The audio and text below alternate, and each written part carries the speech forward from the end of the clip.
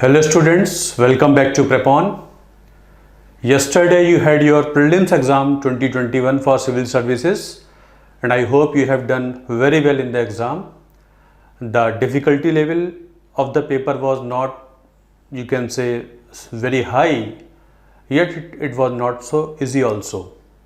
Those who have prepared well definitely might have handled it, but those who are not so well prepared definitely might have faced certain difficulty. Still it was doable to a large extent. So let us discuss certain questions of history and polity. Our set is question set C. We have taken every care to give you the right answers with right explanations, and all these explanations and answers are available on prepon.in, our website, and also our Telegram channel Prepon IAS. You can have PDF over there. So let us have discussion of certain questions. Under the Indian Constitution, concentration of wealth violates. Under the Indian Constitution, concentration of wealth violates. We are talking of there should not be any concentration of wealth. Obviously, we are talking of directive principles of state policy. A very easy question straight away from the sub part of an article. Article 39C. Article 39 straight away says there should not be any. The operation of economic system does not result in concentration of wealth to the detriment of few. It should not be so that money should remain in the hands of few. It should be equitably distributed. जो पैसा है, जो पैसे के संसाधन है, ownership है, वो इस तरीके से बटे कि पैसा कुछ हाथों में सिमट के ना रह जाए, उसका इक्विटेबल डिस्ट्रीब्यूशन होना चाहिए. It is straight away mentioned in Article 39 small c. And you know, by 25th Amendment Act, Article 31 capital C was added in 1971, whereby any law which is giving shape to Article 39 small b and c, they are, you can say, saved from judicial review if they violate fundamental rights of Article 14 and 19. So, answer is DPSP, Article 39 small c. It prevents, it directs state to undertake measures so that there is no concentration of wealth in few hands. What is the position of the right to property in India? You know, and you very well know, right to property used to be a fundamental right until 44th Amendment Act 1978. Under Article 19(1) small f, it was omitted from the list of fundamental rights and was added as Article 300 capital A. And no person shall be deprived of his property except by authority of law. Means one can be deprived of his property lawfully, not by any arbitrary measure. So everybody has right to property, since by making a law, vesting in an authority to take your property, this can be done. Otherwise, without law, without the sanction of a law, nobody's properties can be taken. So no person means it is available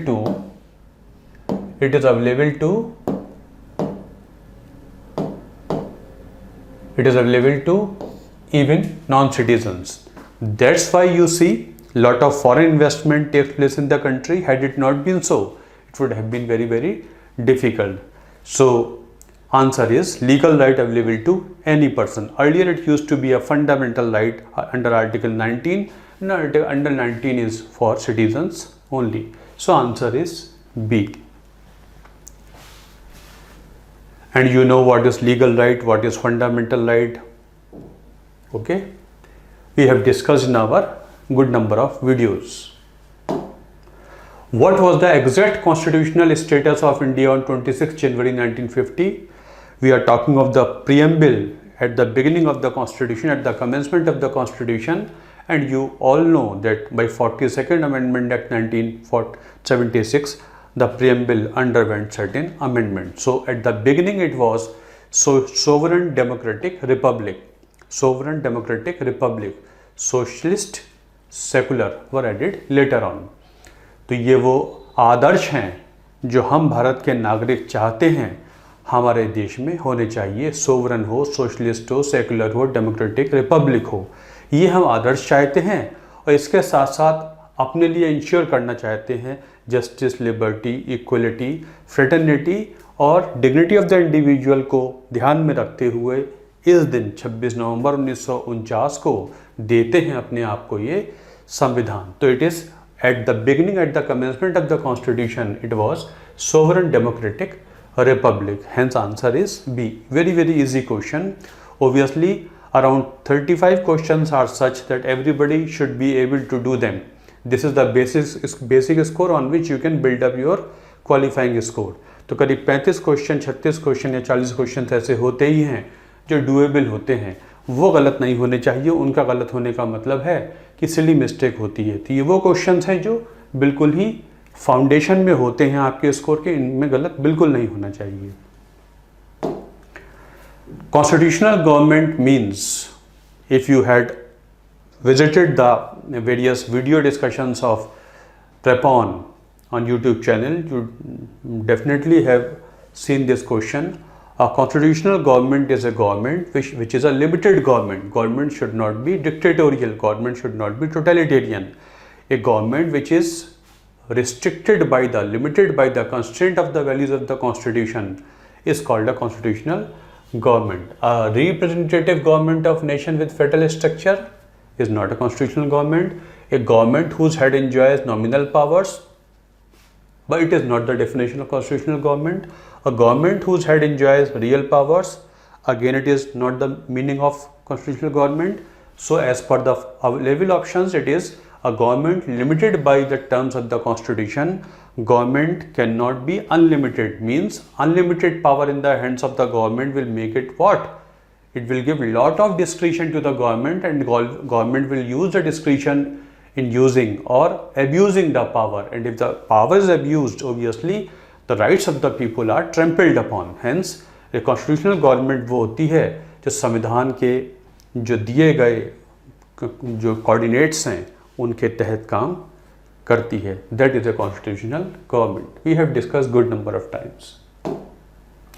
With reference to India, the terms halbi, ho and kui pertain to. Obviously, another important question of, you can say, history. नहीं पता, बहुत मुश्किल से पता होता है, but ये हो सकता है कि हो रिबेलियन के बारे में सुना होता है तो हम समझ सकते हैं कि ये ट्राइबल ही होगा.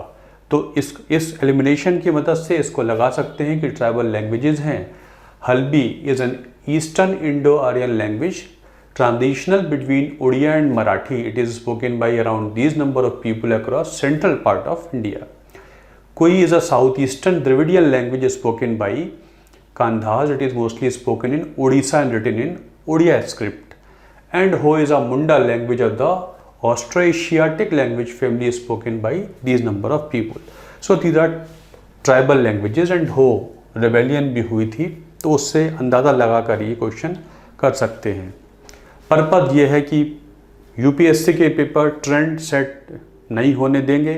पहले के एग्ज़ाम्स में बुद्धिज़्म, जैनिज़्म बहुत आता है, फ्रीडम स्ट्रगल से बहुत कोर क्वेश्चंस आ जाते थे, ज्योग्राफी से बहुत कोर क्वेश्चंस आ जाते थे, वो सब नहीं है. फिर भी एप्लीकेशन ओरिएंटेड क्वेश्चंस हैं, करंट इश्यूज़ को स्टैटिक्स से जोड़ के दे देते हैं. फिर भी जनरली ये कहा जा सकता है if all the 4 subjects history, polity, geography, economy उनके कंसेप्चुअल क्लैरिटी के बेस पे अगर आप उसे तैयार करते हैं तो बेसिक स्कोर बनाने में डिफ़िकल्टी नहीं होती है. उसके ऊपर फिर बिल्डअप करने के लिए इंटेलिजेंट गेसिंग और एलिमिनेशन से या नॉलेज की एप्लीकेशन से हम क्वेश्चंस कर पाते हैं. Consider the following statements in respect of Bharat Ratna and Padma awards. Bharat Ratna and Padma awards are titles under article 18(1) of the Constitution of India. You know, it was challenged कि Article 18 does not allow anybody to be given what? You can say any kind of title. But these are titles, so they should not be given. Their conferment is unconstitutional. But in Balaji Raghavan case in 1996, Supreme Court said they are not titles under the meaning of Article 18, but it is a recognition which somebody has done something for the country. It is recognition in that particular contribution, so they can be given. They are not titles as far as Article 18(1) is concerned, but these should not be prefixes or suffixes with the name. ये नामों के साथ जोड़ के ना लगाए जाएं. If it is done, the president should take them back. ऐसा एक डायरेक्शन दिया सुप्रीम कोर्ट ने बालाजी राघवन केस 1996 में. तो ये टाइटल्स नहीं माने जाते हैं, ये अवार्ड्स माने जाते हैं. तो पहला सही नहीं है कि ये टाइटल्स हैं.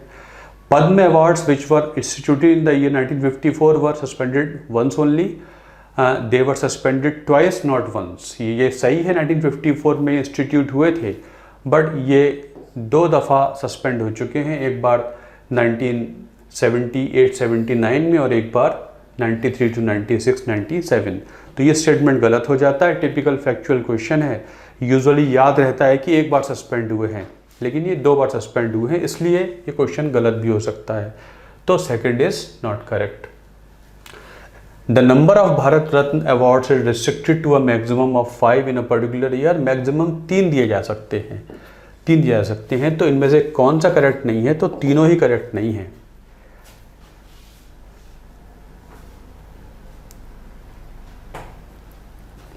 They can be not more than 3 in a year. The number of Bharat Ratna awards is restricted to maximum of 3 in a particular year. Government has conferred Bharat Ratna on 45 persons till date. Padma awards, which were instituted in 1954 and announced every year on the occasion of Republic Day, except for a brief interruptions of this and this. So this is this thing. Again another question not pertaining to my topics, but they are well explained. You can go through it and you can go to our website, or you can go to what Telegram channel. You can have download them. They are well explained.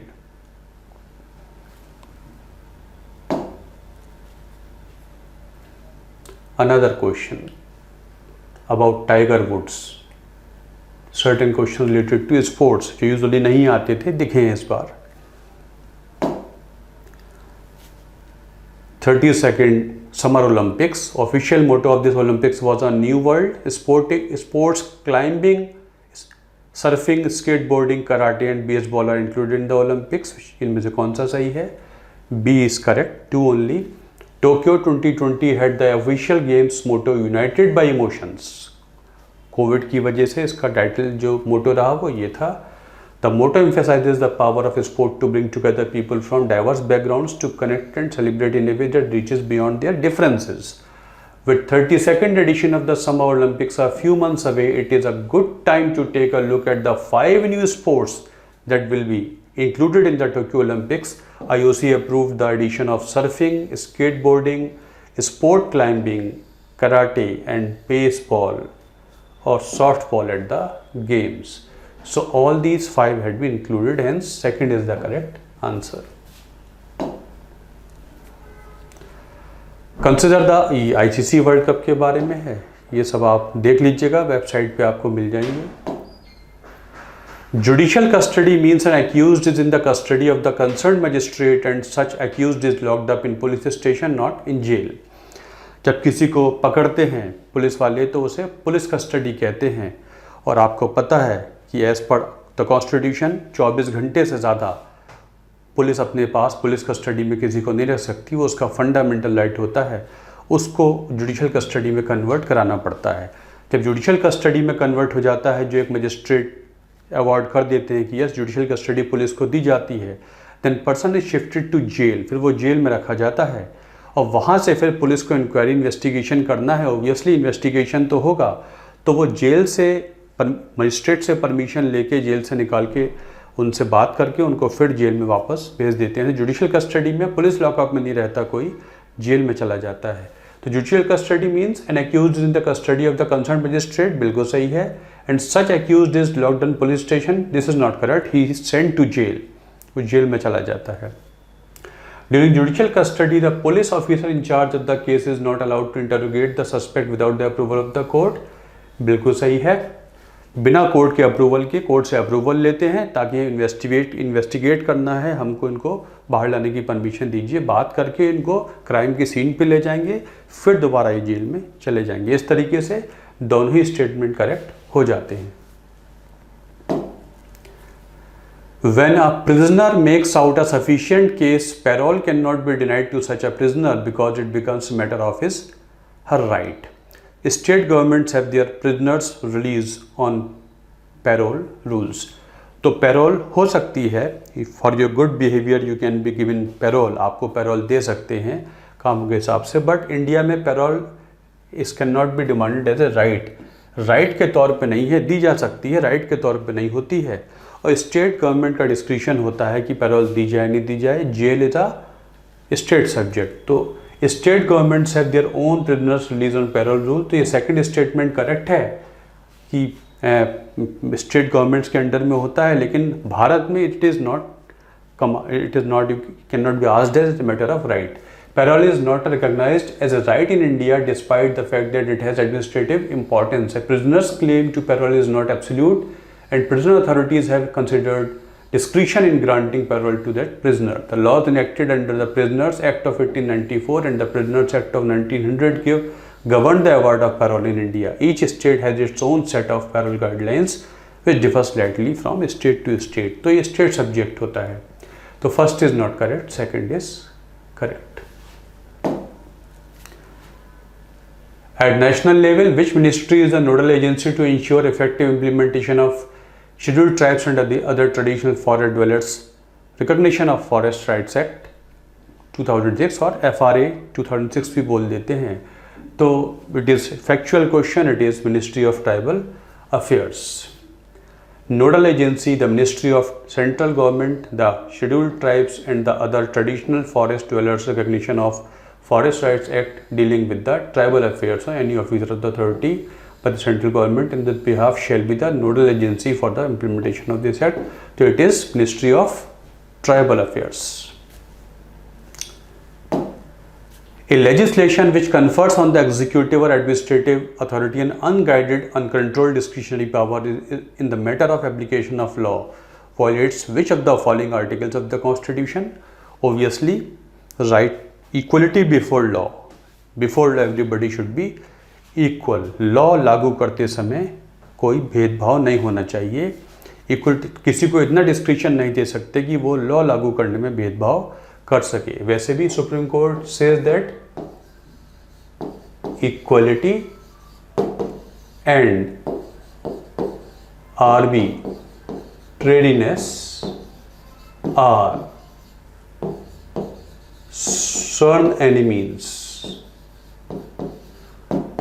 मनमानी करने, अगर मनमानी की आज़ादी ज़्यादा दे दी जाए, description ज़्यादा दे दिया जाए, तो ओबियसली इक्वलिटी खतरे में आ जाएगी। तो इट इज़ ओबियसली आर्टिकल 14 है, कोई ऐसा कानून जो किसी अथॉरिटी को, एग्जीक्यूटिव को अनकंट्रोल्ड पावर दे दे तो उसकी एब्यूज़ ऑफ पावर के चांसेस बढ़ जाएंगे और हो सकता है एप्लीकेशन ऑफ लॉ में डिस्क्रिमिनेशन होने लगे।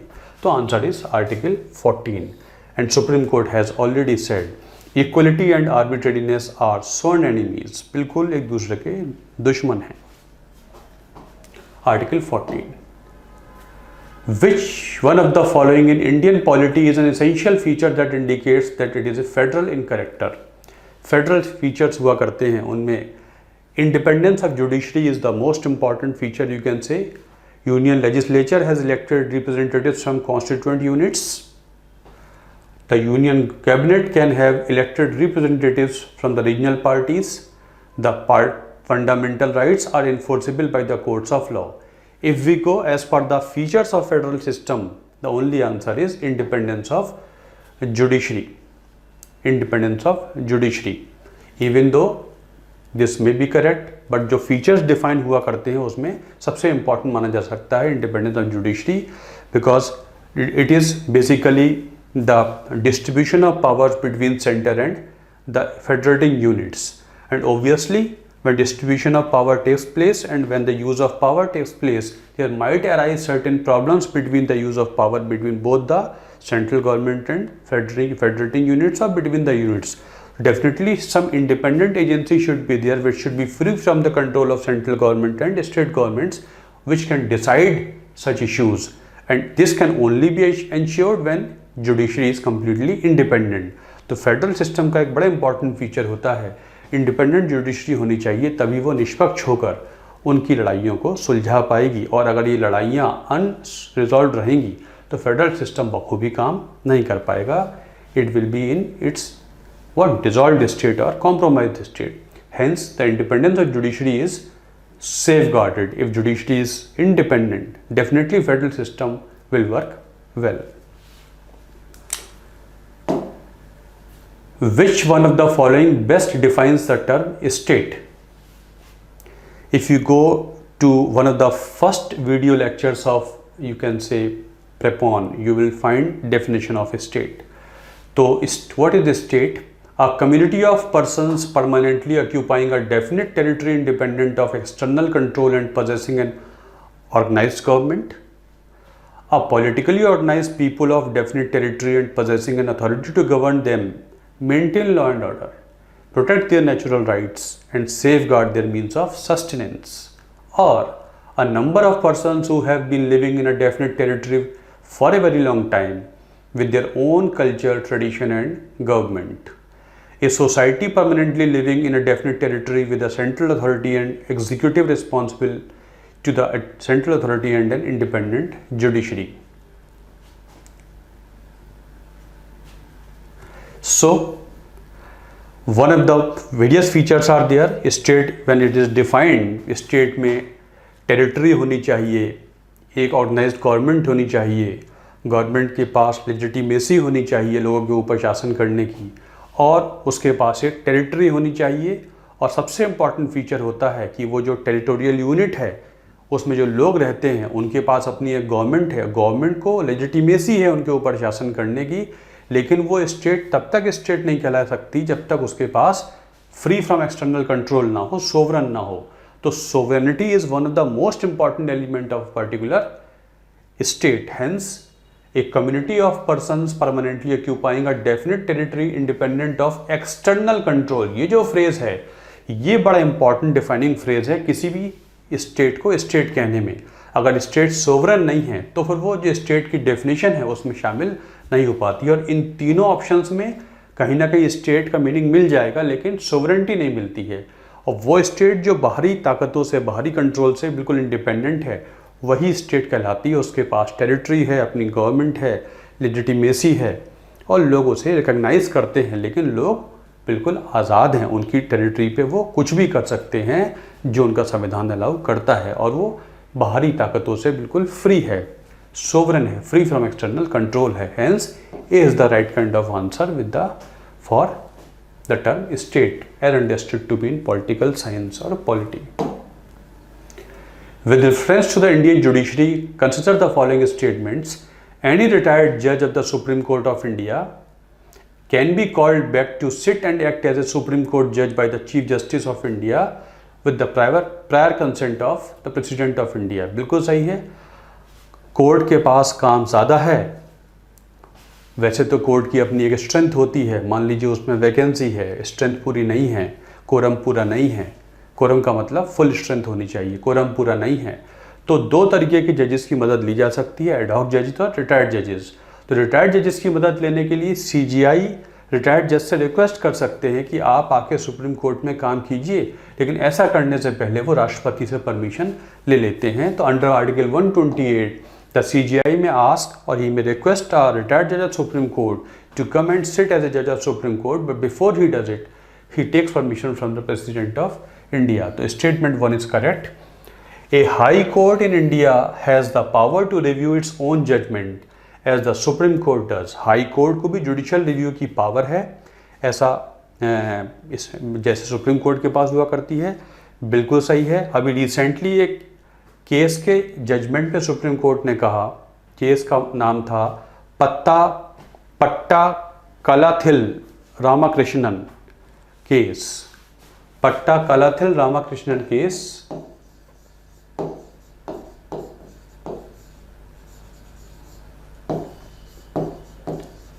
पट्टा कलाथिल रामाकृष्णन केस मई 2021 में सुप्रीम हाई कोर्ट ने बोला है, 2 जजेस की बेंच ने, सीजीआई जो थे, और उन्होंने बोला है कि यस हाई कोर्ट भी रिव्यू कर सकता है, हाई कोर्ट के पास भी अपने जुडिशियल रिव्यू की पावर हुआ करती है. तो this is correct. A High Court in India has the power to review its own judgment. The Kerala High Court recently comprising a bench of Chief Justice Mr. Mani Kumar and Justice Shaji Vichali remarked that being a court of record, High Court can review its own judgment under Article 226 of the Constitution. So being a court of record, both Supreme Court and High Court are court of record. So they have all the powers to review their own judgments. So both are correct. दोनों ही सही हैं. Recent judgment है ये. Palla Kalathil Ramakrishnan. With reference to India, consider the following statement. There is only one citizenship and one domicile in the country. A citizen by birth only can become head of the state. A foreigner once granted citizenship cannot be deprived of it under any circumstances. ये सही है. After this abrogation of Article 370, there is only one citizenship and one domicile in the country. जहाँ हम रहते हैं वो हमारा domicile होता है और नागरिकता हमारे संविधान एक ही रिकॉग्नाइज करता है. सो ये दोनों सही हैं. डोमिसाइल हमारा एक ही होता है. हम कहीं भी आते जाते रहें, हमारी टेम्प्रेरी रिहाइश कहीं भी हो सकती है, बट डोमिसाइल हमारा एक ही माना जाता है और नागरिकता तो एक होती है. तो पहला स्टेटमेंट सही है. हमारे संविधान में 5 तरीके से व्यक्ति नागरिक बन सकता है और किसी भी तरीके से बने. हमारे यहाँ कोई पाबंदी नहीं है कि भारत का ही पैदा होने वाला भारतीय नागरिक भारत का राष्ट्रपति बन सकता है. अमेरिकन कॉन्स्टिट्यूशन में ऐसा है, बट हमारे संविधान में ऐसा नहीं है. Anybody who has become citizen of India by virtue of the provisions of citizenship act can become president of India. तो ये स्टेटमेंट गलत है कि by birth only he can be so. और any of the 5 methods are there. उनमें से किसी से भी बना हो. कंप्लीटली फॉरेनर है तो नेचुरलाइजेशन हो सकता है. किसी इंडियन के साथ शादी हुई है तो रजिस्ट्रेशन हो सकता है. किसी भी तरीके से हो सकता है. एक्विजिशन ऑफ टेरिटरी से हो सकता है, बाय बर्थ हो सकता है, बाय ब्लड हो सकता है. किसी भी तरीके से हुआ हो, बस नागरिक होना चाहिए as per our citizenship act. Then he can occupy any position in the country. तो this is not correct. If foreigner once granted the citizenship can not be deprived. Yes, deprivation हो सकता है. अगर आप फॉरनर हैं, naturalisation से आपको भारत का नागरिक बनाया गया है, या आप रजिस्ट्रेशन वाले केस में आते हैं उससे बनाया गया है और आप कुछ ऐसा करते हैं देश के खिलाफ है, तो डेप्रीवेशन भी, आपकी नागरिकता भी उसी सिटीजनशिप एक्ट में वापस ली जा सकती है. 3 तरीके से नागरिकता वापस ली जा सकती है. तो ये स्टेटमेंट भी गलत है कि डेप्रीवेशन नहीं हो सकता. इसलिए पहला ही सही है, बाकी दोनों गलत हैं. Which of the following factors constitutes the best safeguard of liberal democracy? अभी कुछ दिन पहले मैंने आपको सेपरेशन ऑफ पावर्स डिफाइन किया था. सेपरेशन ऑफ पावर्स में तीनों ऑर्गन्स के पास अलग अलग काम होते हैं और मैंने कहा था सेपरेशन ऑफ पावर्स में चेक्स एंड बैलेंसेस होते हैं. All the 3 keep you can say I on each one another so that one should not become supreme, because constitution is supreme.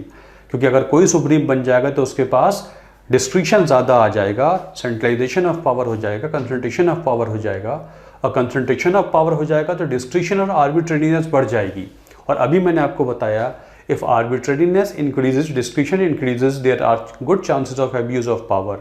And whenever government goes for abuse of power, liberty and equality of people are always in danger. So the best you can say safeguard for, you can say safeguarding liberty rather, is separation of powers, not a committed judiciary. Judiciary is, if committed, it may be committed to the government, it may be detrimental to the liberty of the people. So the best answer, B and C cannot be the answers.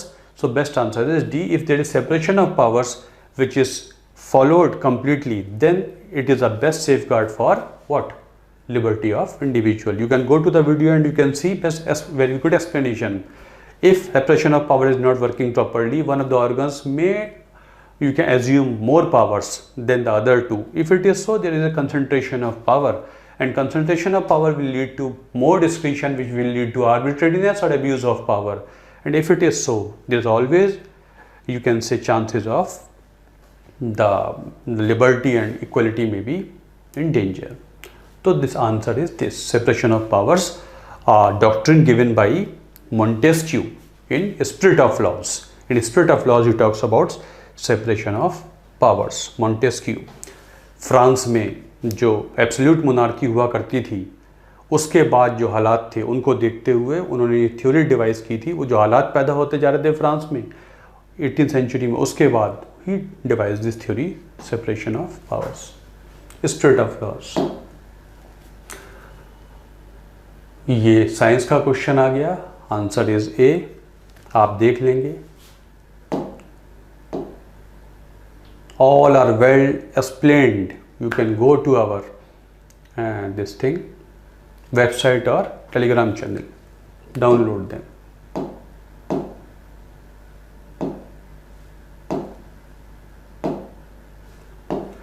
We adopted parliamentary democracy based on the British model, but how does our model differ from that British model? हम parliamentary form of government follow करते हैं, independence से पहले भी कुछ ऐसा ही होता आ रहा था और हम उससे फेमिलियर भी थे, तो हमने इसी को अडॉप्ट किया। और पार्लियामेंट्री फॉर्म ऑफ गवर्नमेंट में obviously the accountability element is more important, और सरकार को जवाबदेह होना चाहिए, इस पे ज़्यादा बल दिया गया, तो we went for parliamentary form of government. तो इंग्लैंड से हमने फॉलो किया, लेकिन थोड़ा डिफर कर जाता है वहाँ के हिसाब से हमारे यहाँ। तो क्या डिफरेंस है? एज इंग्लैंड से हम कंपेयर कर रहे हैं, as regards legislation the British parliament is supreme और sovereign, but in India the power of parliament is to legislate is limited. Obviously in the system of England, parliament is supreme. They follow parliamentary supremacy. Whatever parliament says becomes the constitution. They don't have, you can say, written constitution. वो जो वहाँ की parliament कहती है वही वो वहाँ का संविधान बन जाता है। वहाँ की पार्लियामेंट सुप्रीम है, बट हमारे यहाँ पार्लियामेंट सुप्रीम नहीं है। हमारे यहाँ पार्लियामेंट संविधान के कोऑर्डिनेट्स में काम करती है। ऐसा अंडरस्टूड था, इम्प्लाइड लिमिटेशंस हुआ करती थी। एक German you can say political scientist या एक्सपर्ट ने बोला था कि your constitution contains, mister Conrad, your constitution contains implied limitations, जिसको साफ साफ बोल दिया गया था। उससे कॉनरेड के बोलने के बाद उन्होंने एक यहाँ पर एक लेक्चर दिया था, उसमें बोला था your constitution contains implied limitations. फिर वो केसेस में डिस्कस होता चला गया और केशवानंद भारती केस में सुप्रीम कोर्ट ने साफ साफ बोल दिया कि basic structure of the constitution can not B, you can say, changed even by the best use of the amending power of the parliament. So in our system, parliament, the power of parliament to legislate is bound by the constitution or limitations, theory of basic structure and other implied limitations. तो first is correct, सही है। In India, matters related to the constitutionality of amendment of an act of the parliament are referred to the constitution bench by the Supreme Court. Statement number 2, ध्यान से सुनिएगा। In India, matters related to the constitutionality of amendment of an act of the parliament are referred to the constitution bench by the Supreme Court. अब इसके दो meaning माने जा सकते हैं। पहला तो मान सकते हैं कि अगर किसी भी कानून की कॉन्स्टिट्यूशनलिटी चेक करनी है तो संवैधानिक खंडपीठ को, कॉन्स्टिट्यूशनल बेंच को ये केस दे देंगे, वो सुप्रीम कोर्ट रेफर कर देगा तो वो उसको चेक करेगा। पर इट इज़ नॉट नेसेसरी कि किसी भी एक्ट की कॉन्स्टिट्यूशनलिटी चेक करनी है तो वो संवैधानिक खंडपीठ को ही जाए, 5 जजेस के पास ही जाए। अरे डिवीजन बेंच भी तो चेक कर सकती हैं। ऐसे कितने केसेस होते रहते हैं जहाँ पर कि कई सारे कानूनों की कॉन्स्टिट्यूशनलिटी को डिवीजन बेंचेस चेक कर देती हैं जो 5 से कम होती हैं। तो ये मान लेना कि किसी भी कानून की कॉन्स्टिट्यूशनलिटी चेक करनी है उसको संवैधानिक खंडपीठ को दे दिया जाएगा is not correct.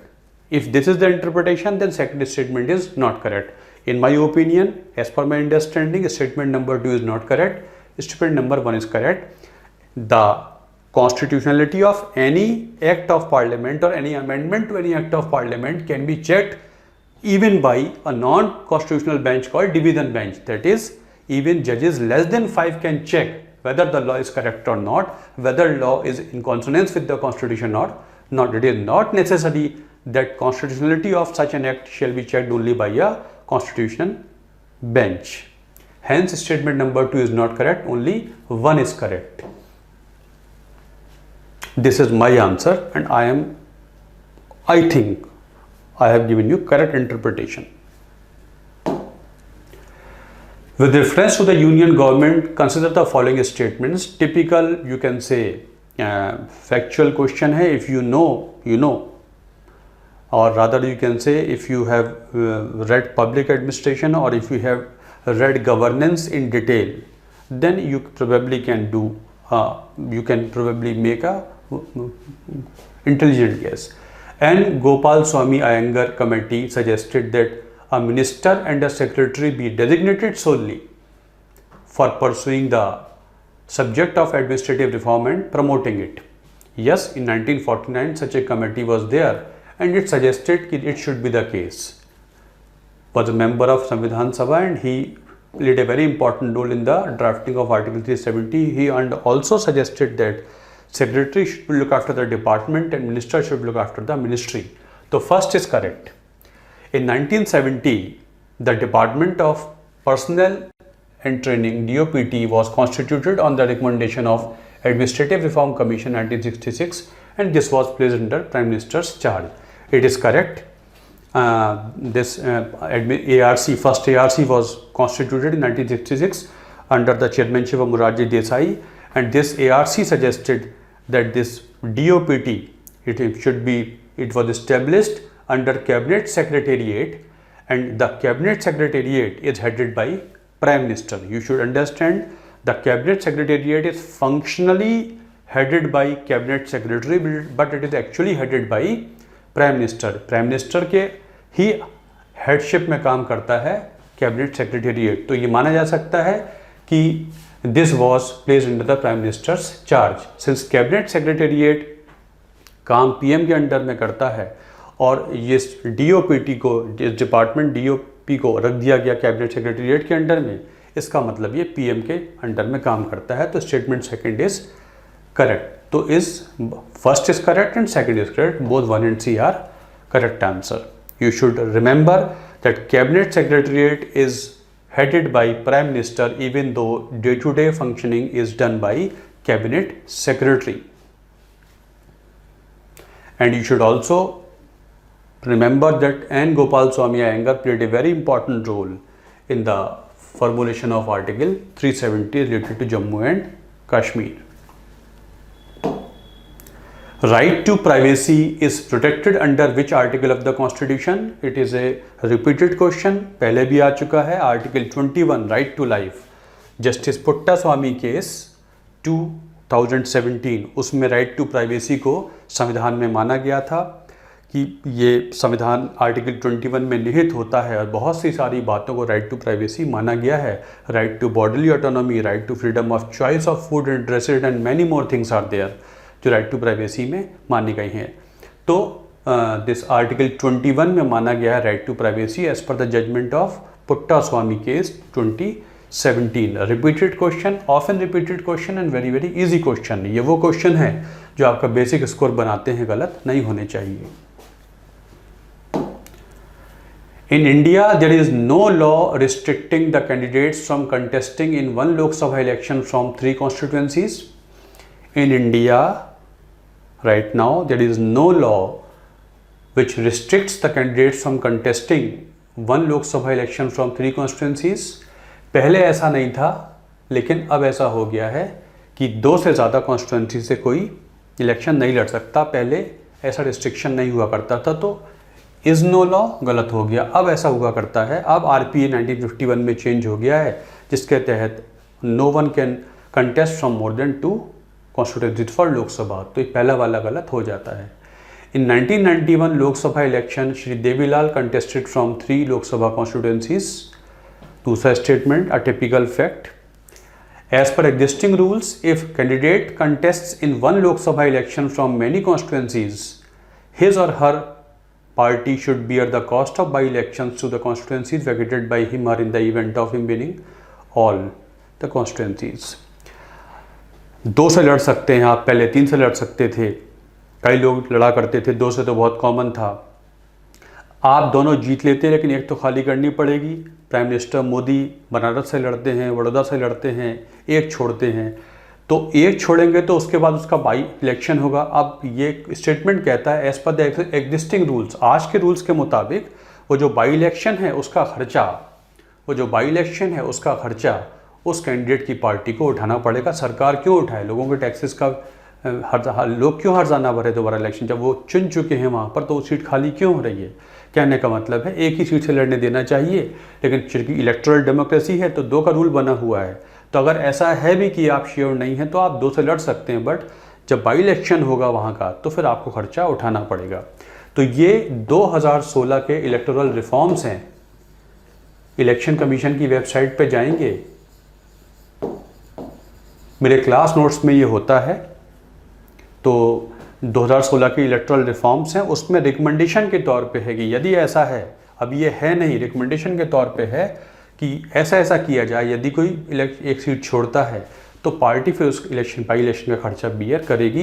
ये भी हुआ नहीं है, बट 2016 की जो इलेक्टोरल रिफॉर्म्स की रिपोर्ट है, इलेक्शन कमीशन की वेबसाइट पे मिल जाएगी आपको, बड़ी यूज़फुल है। उसमें ये आपको लिखा मिल जाएगा कि रिकमेंडेशन के तौर पे है। तो पहला और तीसरा करेक्ट नहीं है, first and third are not correct, hence the answer is 2 only. 2 सही हो जाता है, यहाँ से आप आंसर निकाल सकते हैं। Chaudhary Devilal contested from 3। The vegetation of savanna with reference to the water on planet Earth, consider the following statements. The amount of water in the rivers and lakes is more than the amount of groundwater.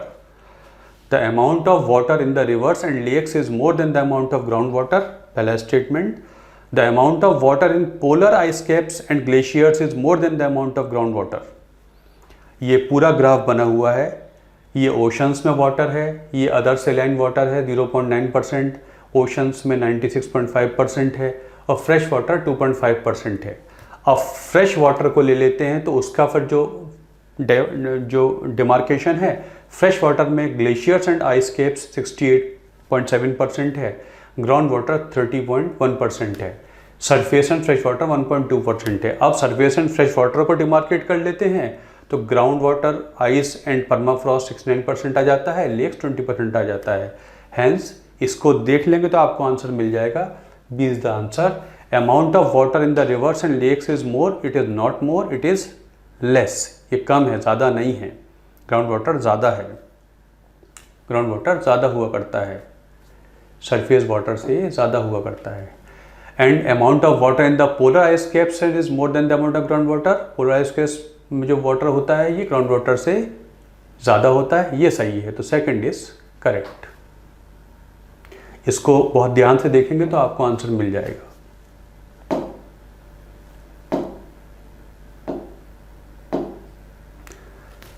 ये सब बहुत मेहनत से बनाए हैं team प्रेपॉन ने। आप इसको बहुत ध्यान से देखेंगे और आपकी नॉलेज में भी इजाफा होगा, बहुत फ़ायदा होगा आपको।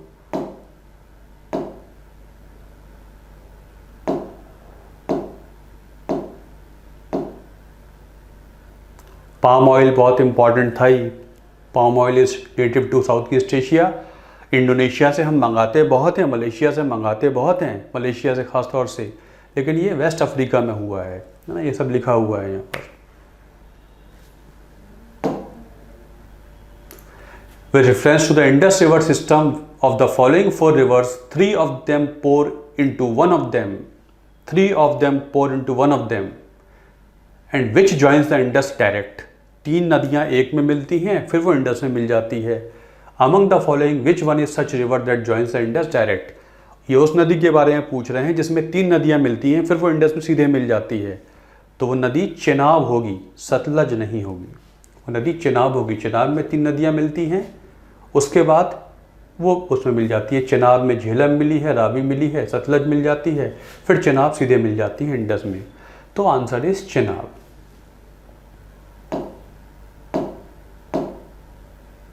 ये मेरे टॉपिक्स नहीं है, मैं तो ऐसे ही बता दे रहा हूँ।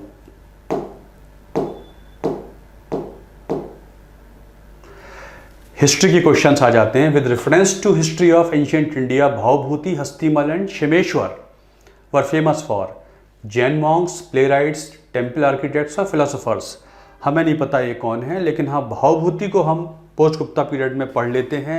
एंशिएंट इंडिया की किताब पढ़ेंगे तो वहाँ मिल जाता है। He was a playwright, Malati Madhava, Mahavira Charita, इस तरीके से किताब लिखी हैं। तो अगर भावभूति के बारे में सुना है तो आप उसी से आंसर समझ जाएंगे कि ये प्ले राइट होते हैं। भावभूति को जहाँ तक प्ले राइट की बात है, नाटककार की बात है, कालिदास के समक्ष रखा जाता है, तो इसका आंसर प्ले राइट हो जाता है।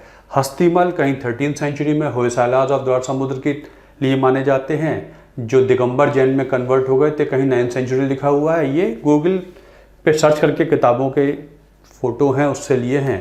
Kshemeshwar was the grand nephew of Vijay Vijay Prakopat and votary of Shiva. He was a poet of court of King Mahipal Dev who ruled Kannauj 9th-10th century AD.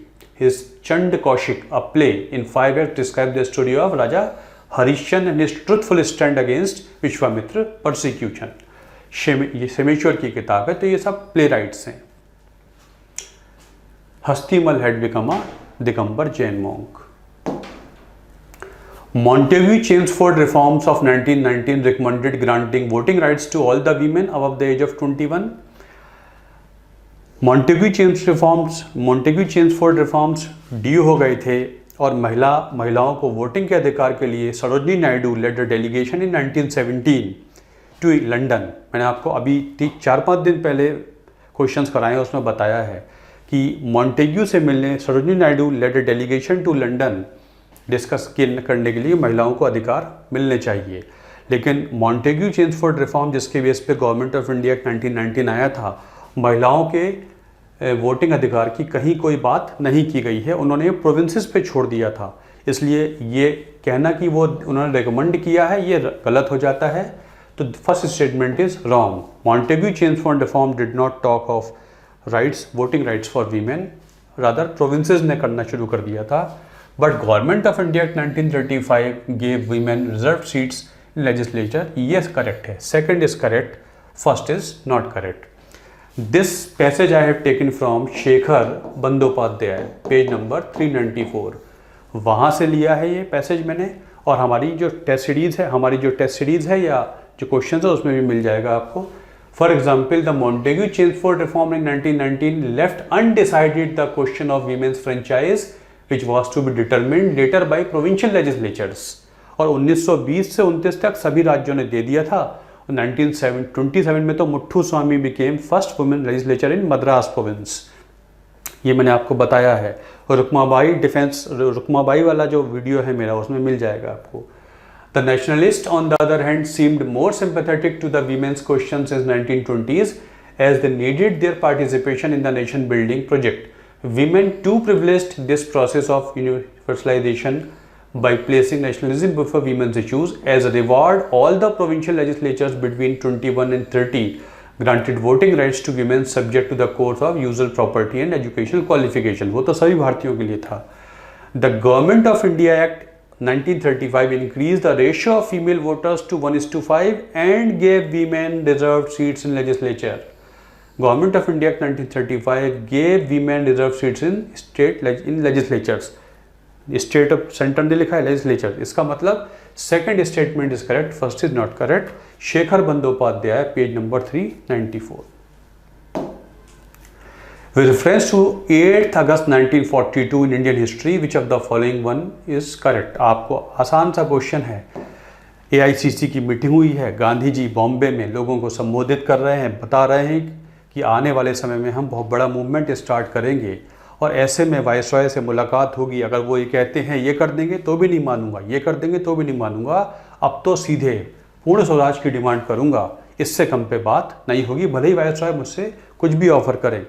और अगर सब लोग अरेस्ट हो जाएं, आपको कोई भी गाइड करने वाला ना मिले तो become your own guide. And he gave the slogan of do और डाई. लंबे समय तक लोगों को बात की थी. तो ये जो था वो ये क्विट इंडिया रेजोल्यूशन बॉम्बे में से संबंधित है 8 अगस्त 1942. और 9 अगस्त की सुबह तक सबको अरेस्ट कर लिया गया था. तो this is a easy question. ये वो बेसिक क्वेश्चन है जिससे आपका बेसिक स्कोर बनता है. Who among the following is associated with songs from prison, a translation of ancient Indian religious lyrics in English? Obviously, Sarojini Naidu song के लिए जानी जाती हैं, जवाहरलाल नेहरू भी राइटिंग के लिए जाने जाते हैं, गांधी जी भी जाने जाते हैं. बाल गंगाधर तिलक प्रिजन में रहे थे, वहाँ पे उन्होंने गीता रहस्य लिखा है, गीता पे टिप्पणी लिखी है, कमेंट्री लिखी है. But it is a factual question. It was written by Gandhi ji. Yerwada jail में उन्होंने इसको लिखा है इंग्लिश में. उन्होंने इसको एंशिएंट रिलीजियस लिरिक्स को इंग्लिश में ट्रांसलेट किया है, songs from prison. It is in the name of Gandhi ji. तो this is this thing. With reference to the medieval India, which one of the following is the correct sequence in ascending order in terms? Ascending order, छोटे से बड़ा unit. Obviously Pargana जो है वो छोटा unit हुआ करता था, रेवेन्यू यूनिट हुआ करता था, उसके ऊपर डिस्ट्रिक्ट होता था जिसे सरकार कहते थे, और सूबा, सूबेदार मतलब गवर्नर, सूबा था स्टेट, तो सूबा उससे नीचे सरकार, सरकार से नीचे परगना जो रेवेन्यू यूनिट हुआ करता था। तो ए इज द आंसर। सबसे छोटा परगना है, सरकार है, फिर सूबा है। Which who among the following was associated as secretary with Hindu female school, which later came to be known as Bethune Female School? Obviously 1856 में ये गवर्नमेंट के पास आ गया था बेथ्यून स्कूल, और इसको फिर Ishwarchand Vidyasagar was made secretary of this particular school. Ishwarchand Vidyasagar को इसका सेक्रेटरी बना दिया गया था।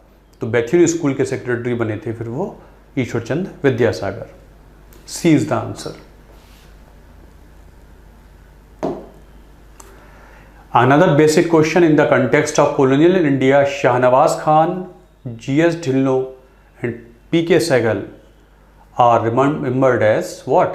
ये वो तीन बड़े ऑफिसर्स थे INA के जिन पे दिल्ली के लाल किले में मुकदमा चला था, रेड फोर्ट ट्रायल्स कह देते हैं। इन पे मुकदमा चला था, इनको डिफेंड करने के लिए कांग्रेस ने डिफेंस कमेटी बनाई है। भूलाबाई देसाई जिसके लीडर हुआ करते हैं, इन्होंने किंग के खिलाफ बगावत की है, इस पर मुकदमा चला था इन तीनों के ऊपर दिल्ली के लाल किले में। ऑफिसर्स थे INA के, उसमें कांग्रेस की डिफेंस कमेटी बनी है जिसमें भूलाबाई देसाई लीडर हैं, KN काटजू भी हैं, आसफ अली भी हैं, जवाहरलाल नेहरू भी हैं।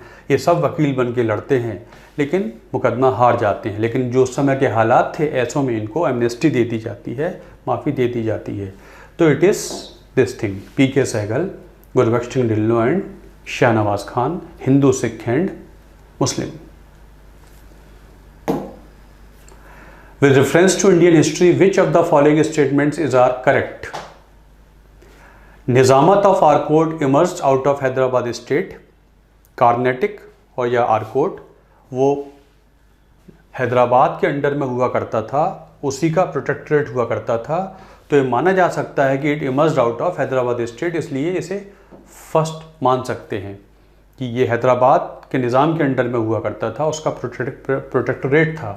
तो first can be taken as correct. Mysore kingdom emerged out of Vijayanagar empire, ये बिल्कुल सही है। 1612 में वेंकट टू ने permitted Raja Wodeyar to assume the chiefs of Mysore were feudatories of Vijayanagara kingdom. In 1612 Venkata two है ये, permitted Raja Wodeyar to assume the title of Raja of Mysore. The Wodeyar considerably expanded their dominion during 17th century. The succession of Imadi Krishna Raj in 1732, ruler of Mysore, etc. etc. तो second is correct, first is correct. Rohilkhand was formed out of territories occupied by Ahmad Shah Abdali. Ahmad Shah Abdali ने 1748 से attack करना शुरू किया है भारत पे। उसके बाद फिर थर्ड बैटल ऑफ पानीपत होती है 1761, उसके बाद फिर अटैक होते हैं। तो एक बात ये हो गई, लेकिन रोहिलखंड काफ़ी पहले बन गया था। 1739 में नादिर शाह के अटैक के बाद रोहिलखंड की स्थापना बंगाश पठानों ने की थी। तो इसका संबंध अहमद शाह अब्दाली के अटैक से नहीं है, नादिर शाह के संबंध से है।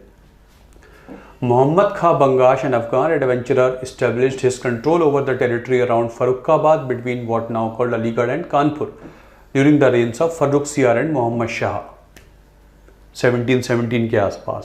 और अहमद शाह अब्दाली की 1748 से अटैक होने शुरू होते हैं। Similarly, during the breakdown of administration following Nadir Shah's invasion in 1739, Ali Muhammad Khan carved out a separate principality known as Rohilkhand at the foothills of Himalayas between Ganga in south and Kumayu hills. So it was far before Ahmad Shah Abdali Rohilkhand had been formed. So third statement is wrong. First and second are correct. Which of the following statements is correct? Ajanta caves lie in the gorge of Badhora या Waghora river. बाधोरा भी लिखा मिल जाएगा या बाघोरा भी लिखा मिल जाएगा, ये बिल्कुल सही है। क्लास नोट्स मेरे हैं, उनमें लिखा हुआ है बाघोरा रिवर, अजंता उसी के पास है। सांची स्तूप का चंबल रिवर से दूर दूर तक कोई संबंध नहीं हुआ करता है। पंडू लेना जो केव्स होती हैं ये नासिक में हैं, तो ये भी सही नहीं, नर्मदा से कोई संबंध नहीं है इनका। Amaravati stupa lies in the it is near river Krishna then Godavari, ये कृष्णा रिवर के पास है, गोदावरी के पास नहीं है। तो Ajanta caves lies around the river Baghora या बाधोरा, दोनों बोल देते हैं। तो first is correct. 21st February is declared to be a international mother language day by UNICEF. The demand that Bangla has to be one of the national languages was raised in the Constituent Assembly of Pakistan। दोनों statement हैं। तो इसमें international mother language day was proclaimed by the general conference of United Nations educational scientific, UNESCO ने किया है, UNICEF ने नहीं किया है।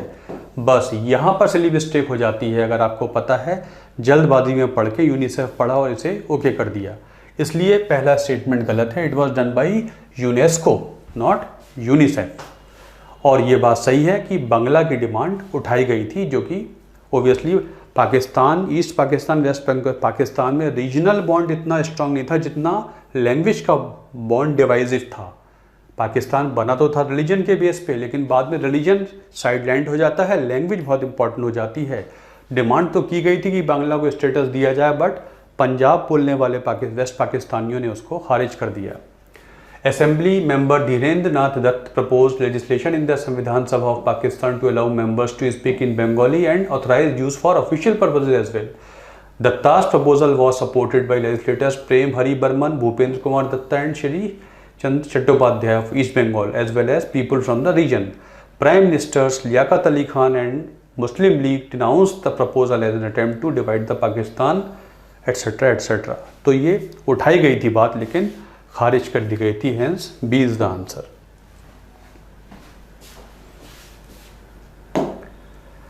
With reference to the Chausath Yogini temple situated near Morena in Madhya Pradesh, consider the following statement. It is a circular temple built during the reign of Kachchhapaghata dynasty. ये आपको दिख रहा है टेम्पल, आपकी समझ में आ गया होगा इसका answer. It is the only circular temple built in India, this is not correct. ये बिल्कुल सही है, इन्हीं डायनेस्टी के समय बनाया गया था। It was meant to promote the Vaishnav cult in the region. Vaishnav cult नहीं, ये तांत्रिज्म से संबंध है, शक्ति पूजा से संबंधित है, योगिनी पूजा से संबंधित है, शिव की कंसोर्ट जो शक्ति होती हैं उससे संबंधित है, तो वैष्णविज्म से संबंधित नहीं है। और ऐसा प्रोक्लेम किया जाता है, पब्लिक व्यू में ऐसा माना जाता है। Its design has given rise to a popular believe that it was inspiration behind the Indian parliament building. जो इस समय पार्लियामेंट बिल्डिंग है वो इससे इंस्पायर होकर बनी है। तो first and 4 are correct, C is the answer. ये 64 योगिनी टेम्पल का स्ट्रक्चर है, आपको दिख रहा है ऊपर से, तो बिल्कुल सी इसका आंसर हो जाता है। इसी डायनेस्टी के समय ये बनाया गया था। Which of the following ancient towns is well known for elaborate system of water harvesting and management by building a series of dams and channelizing water? Obviously अभी 8 तारीख को मैंने जो क्वेश्चंस कराए थे उसमें पहला क्वेश्चन यही था। इट इज़ धौलावीरा, जो वर्ल्ड हेरिटेज साइट बनी है, 40th वर्ल्ड हेरिटेज साइट बनी है Dholavira in Gujarat in Kutch region, which is known for hydraulic engineering. Water management system के लिए जाना जाता है धौलावीर। और एक खास बात धौलावीर में और ये भी है कि यहाँ से एक बहुत बड़ा साइन बोर्ड मिला है जिसपे सिंबल्स हैं जो कि स्क्रिप्ट के सिंबल्स हैं। इतने बड़े सिंबल्स इंडस की किसी और साइट से नहीं मिले हैं, तो ये धौलावीर है। In the first quarter of 17th century in which of the following was were the factories of East India Company were located. आपको पता है फैक्ट्री बननी शुरू होती हैं, सूरत में वो पुर्तगालियों को हरा कर फैक्ट्री बना लेते हैं, 1611 में मसूलीपट्टनम में बना लेते हैं। लेकिन उसके बाद 1618-19 के बाद आगरा, अहमदाबाद, भड़ोच वगैरह में उनकी फैक्ट्री बन जाती हैं, बड़ौदा में बन जाती हैं। लेकिन नॉर्दर्न सरकार और तिरुचिरापल्ली उनके पास बहुत बाद में आएंगे, जो एंग्लो फ्रेंच स्ट्रगल ख़त्म हो जाएगी तब उनके पास आ जाएंगे, जो मद्रास प्रोविंस में शामिल हो जाएंगे, उससे पहले उनके पास नहीं थे। और हम बात कर रहे हैं first quarter of 17th century, मतलब 1650 के आसपास। तो 1650 के आसपास उनके पास 4-5 फैक्ट्री होती थी। उन पर आगरा है, अहमदाबाद है, बड़ोच है, बड़ौदा है, उधर सूरत है उनके पास, उधर मसूलीपट्टनम है। वहाँ पे भी डचों के साथ उनकी लड़ाई हमेशा रहेगी, मसूलीपट्टनम आता जाता रहेगा। तो first is the answer, second and third were not part in the early part of the expansion. 1639 में गोलकुंडा के राजा से उनको मिल जाता है मद्रास, जिसे मद्रास की जगह मिल जाती है, फोर्ट सेंट जॉर्ज बन जाता है।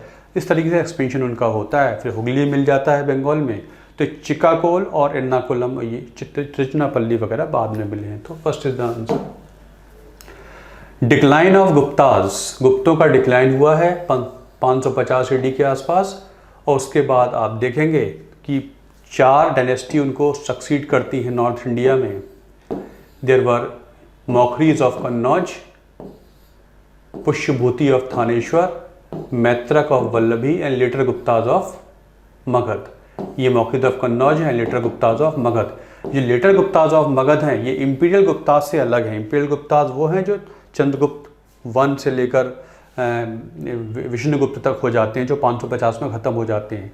तो जब ये बात हो रही है गुप्ता डायनेस्टी ख़त्म होने से लेकर हर्षवर्धन के राइज तक, नॉर्थ इंडिया में कौन सी 4 पावर्स थी इंपॉर्टेंट, तो उसमें पुष्यभूति ऑफ थानेश्वर जो हर्षवर्धन जिसका राजा है, मौखरीज ऑफ कन्नौज ये यहाँ के डायनेस्टी है, मैत्रक ऑफ वल्लभी जहाँ पर सेकंड जैन काउंसिल होगी, और लेटर गुप्ताज ऑफ मगध, बाद के मगध के राजा लेटर गुप्त कहलाते हैं, different from imperial Gupta's of Magadh.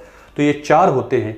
यहाँ शशांक होता है गौड़ बंगाल, और यहाँ पर फिर बाद में ये जो परमार्स ऑफ मालवा हैं, ये सब बाद के डेवलपमेंट है। ये अर्ली मेडिवल डायनेस्टीज हैं, और यादवास ऑफ देवगिरी ये मेडिवल एज के हैं, इसलिए 1, 3, 4, 6 हो जाता है। ये बाद के डेवलपमेंट हैं। According to Portuguese writer Nunes, the women in Vijayanagar Empire were expert in which of the following areas? तो ट्रैवलर्स से क्वेश्चन आ जाते हैं, पहले फाहियान से, ह्यूनसांग से, या विजयनगर में तो बहुत ट्रैवलर्स आए हैं, या मुगल एम्पायर में ट्रैवलर्स आए हैं, कुछ दिल्ली सल्तनत के समय भी आए हैं। विजयनगर पे बहुत सारे लोगों की टिप्पणियाँ हैं, या मुगल पीरियड में टिप्पणियाँ हैं, इनके बारे में कुछ ना कुछ क्वेश्चन आ ही जाता है। और कोई भी एक किताब होगी, कोई भी गाइड वगैरह होती है, उनमें मिल जाते हैं। तो ऑब्वियसली न्यूनीज ने बताया है, और there were empowerment of women in the time of Vijayanagar empire. तो न्यूनीज के अकाउंट से पता लगता है, और वहाँ के आर्ट एंड स्कल्पचर से ये पता लगता है, yes wrestling was there, astrology was there, accounting was there, sousing was there. ये चारों एरियाज में वो पारंगत हुआ करती थी। तो चारों ही सही हैं जहाँ तक विजयनगर की बात है। The women in Vijayanagar had considerable powerful हुआ करती थी, और सभी क्षेत्रों में उनका दखल हुआ करता था। तो चारों सही हैं। अब ये क्वेश्चन पता होगा तो पता होगा, नहीं तो अंदाज़ा लगाना मुश्किल है कि इसको हम एलिमिनेट कर दें। एलिमिनेट करने की बात बताई जाए तो ज़बरदस्ती वाली बात ज़्यादा है, फिर भी ट्रैवलर्स को तैयार कर लिया जाए तो कि बुरा नहीं है। With reference to Madanapalle of Andhra Pradesh, which one of the following statements is correct? Pingali Venkayya design tricolour Indian national flag over here, पहला स्टेटमेंट। पट्टाभी सीतारामैया ने यहाँ से क्विट इंडिया मूवमेंट शुरू किया। Rabindranath Tagore translated national anthem from Bengali to English over here. Madam Blavatsky and colonel Olcott set up headquarters of Theosophical Society first here. उनका headquarter Adyar में था, वो न्यूयॉर्क से अडियार मद्रास में आ जाते हैं, वहाँ हेडक्वार्टर शिफ्ट करते हैं, तो ये गलत हो जाता है। और स्ट्रेट अवे रविन्द्रनाथ टैगोर ने 1919 में यहाँ पर जो थियोसॉफिकल कॉलेज है, यहाँ पर थियोसॉफिकल कॉलेज हुआ करता था, यहाँ पर उनका ब्रीफ स्टे होता है, और यहीं पर वो इसको ट्रांसलेट करते हैं बांग्ला से इंग्लिश में। Rabindranath Tagore in Madanapalle which is in Chittoor district, Andhra Pradesh के चित्तूर डिस्ट्रिक्ट में हुआ करता है। वहाँ पर 1919 में उनका ब्रीफ स्टे होता है, और यहीं पर थियोसॉफिकल कॉलेज में उन्होंने फिर इसको ट्रांसलेट किया है बांग्ला से इंग्लिश में। तो सी इज़ द आंसर, इसका आंसर सी है। ये पेयर्स हैं और किस लिए जाने जाते हैं? बुरजाहोम और चंद्रकेतुगढ़ और गणेश्वर कल्चर। तो गणेश्वर कल्चर तो चाल्कोलिथिक कल्चर है। चाल्कोलिथिक कल्चर का मतलब कॉपर से होता है। ओबियसली 2800 से 2200 के आसपास है, मतलब इंडस सिविलाइजेशन के कुछ समय के आसपास है, और राजस्थान का एरिया है, तो ओबियसली ये कॉपर से संबंधित है। राजस्थान में कॉपर माइंस हुआ करती हैं, वहाँ से कॉपर आता है। सिर्फ राजस्थान से ही कॉपर नहीं आता था, बट राजस्थान से भी आता था। तो गणेश्वर कल्चर तो बिल्कुल सही है। ये चाल्कोलिथिक कल्चर है जो 2800 से 2200 AD BC के आसपास राजस्थान, जोधपुर, सीकर के आसपास हुआ करता है। तो तीसरा सही है। Third is correct. ठीक, तो ये पहले दो खत्म हो जाते हैं, ये दोनों रूल आउट हो जाएंगे। चंद्रकेतुगढ़ फेमस माना जाता है टेराकोटा आर्ट के लिए, चंद्रकेतुगढ़। बुरज़ाहोम आपको पता है, बुरज़ाहोम एक नियोलिथिक साइट है, एनसीईआरटी पढ़ेंगे, शुरू में ही चैप्टर में मिल जाएगा आपको, पिक्चर भी बनी हुई है। यहाँ पर पिट ड्वेलिंग की बात की गई है, पिट ड्वेलिंग, और यहाँ पर जो बरियल साइट मिली है वहाँ ह्यूमन बीइंग के साथ डॉग बरियल भी मिला है, मतलब डॉग बरियल का भी यहाँ पर उल्लेख मिला है। तो first animal domesticated was dog, कहाँ से पता लग जाता है? बुरज़ाहोम से पता लग जाता है। तो बुरज़ाहोम एक नियोलिथिक साइट है, रॉक कट श्राइन नहीं है, तो ये गलत हो जाता है, ये गलत हो जाता है, तो बचता है सिर्फ 2 और 3। तो वह पहला भी गलत है और तीसरा सही है, तो आंसर इज 2 और 3, D is the answer. It was during the reign of Iltutmish that Genghis Khan reached Indus in pursuit of fugitive Khwarazm prince. एक ख्वारिज़्म प्रिंस हुआ करता था Jalaluddin मकबरनी।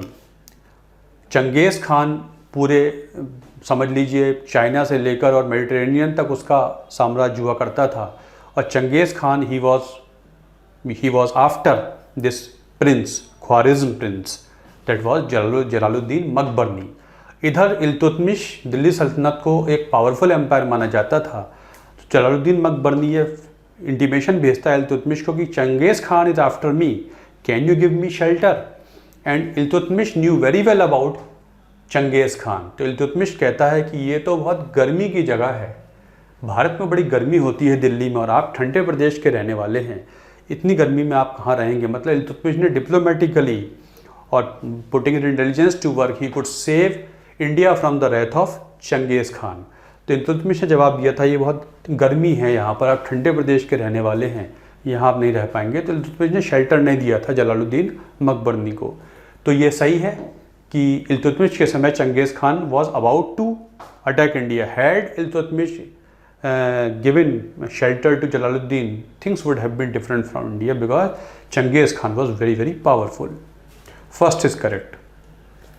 It was during the reign of Muhammad bin Tughlaq that Taimur occupied Multan and crossed Indus। ये गलत है, Taimur attacked India in 1398, उस समय नसरुद्दीन तुगलक, बाद का जो लेटर तुगलक हैं वो रूल कर रहे थे।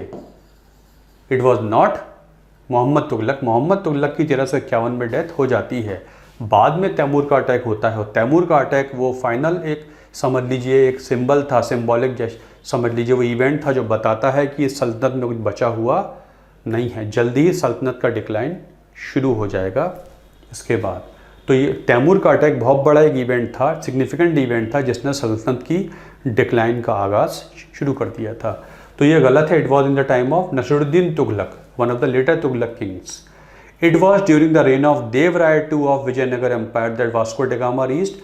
वास्को ड गामा 1498 में आया है, और देवराय का रूल कभी 1422-1446 के आसपास है। देवराय II काफ़ी पहले रूल करता था, वास्को ड गामा बहुत बाद में आया है। संगम डायनेस्टी का राजा है,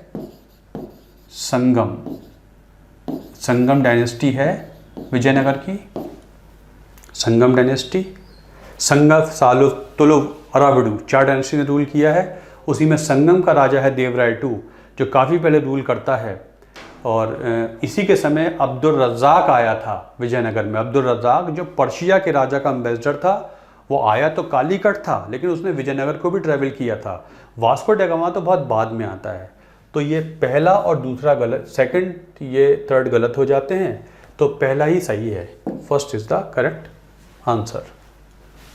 मेडिवल से बेसिक क्वेश्चन आए हैं, आप एनसीईआरटी पढ़ेंगे सब मिल जाएंगे आपको, कहीं कुछ बहुत ज़्यादा जाने की ज़रूरत नहीं है, बस 4 सब्जेक्ट की बेसिक्स तैयार कीजिए। भले ही आपको उसके क्वेश्चन दिख रहे हो ना दिख रहे हो, वो आपकी हेल्प ज़रूर करेंगे, इसलिए बहुत बड़ी विड्थ में बहुत डेप्थ में तैयारी करने की नीड नहीं है। सिविल सर्विसेज प्रीलिम्स को यूपीएससी प्रेडिक्टेबल बिल्कुल नहीं होने देगा, आप बस बेसिक्स पे काम करिए, देखिएगा बात बनेगी। Saint Francis Xavier was one of the founding fathers of Jesuit order. Portuguese यहाँ पर आए हैं, अपने साथ क्रिश्चियन मिशनरीज भी लाए हैं। वहाँ के राजा ने बोला है कि सिविलाइज किया जाए, क्रिश्चियनाइज किया जाए इंडिया में, तो इस मुहिम के तहत फादर जेवियर आए हैं जेजुइट ऑर्डर है, बिल्कुल सही है, पहला सही है।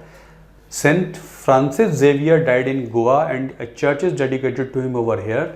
ही did not die in Goa, he died somewhere near China on an island.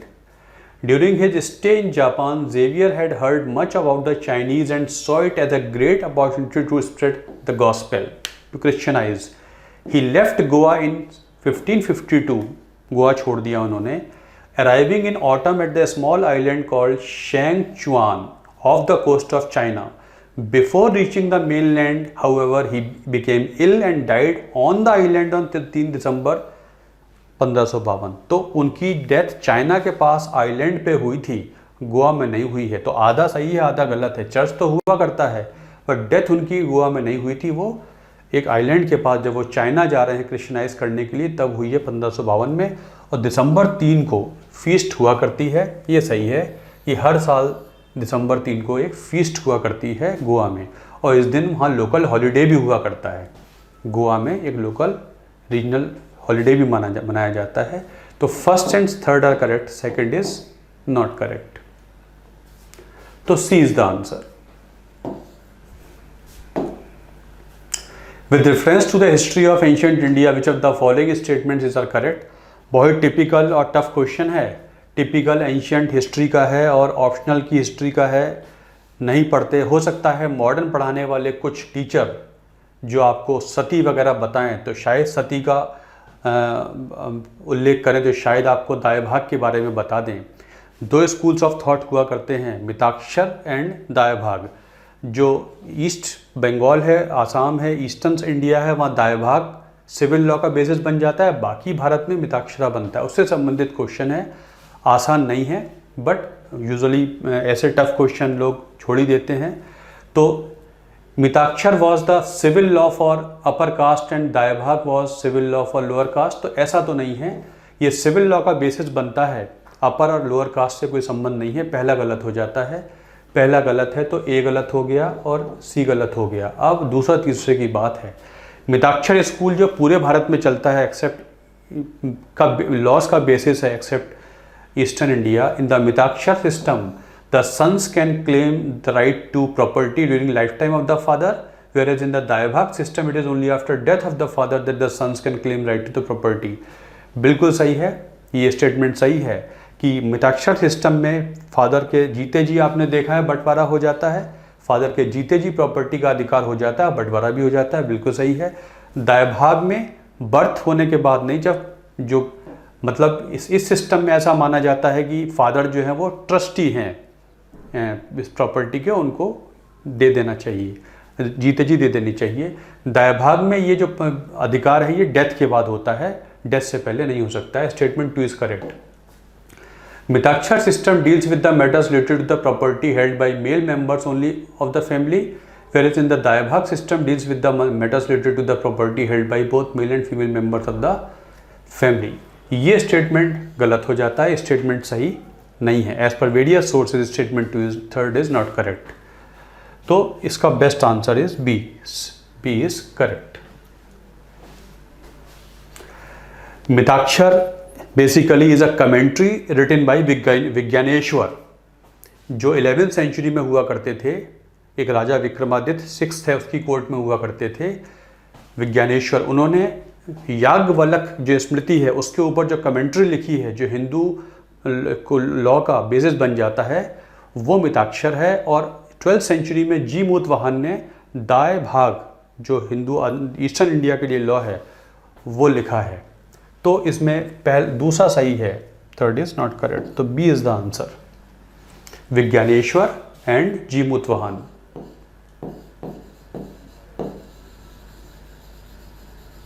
Eleventh century Mitakshara which is a commentary on Yajnavalkya Smriti, and ji मूतवाहन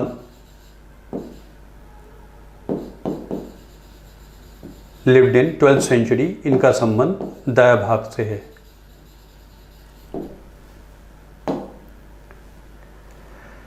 Which of the following is used as preparing natural mosquito repellent? Lemon grass, कहीं का elephant grass दे रखा है, it is lemon grass. So These are certain questions pertaining to my topics which I have discussed with you. इन सबका पूरा solution लेने के लिए, written solution लेने के लिए you can go to Telegram.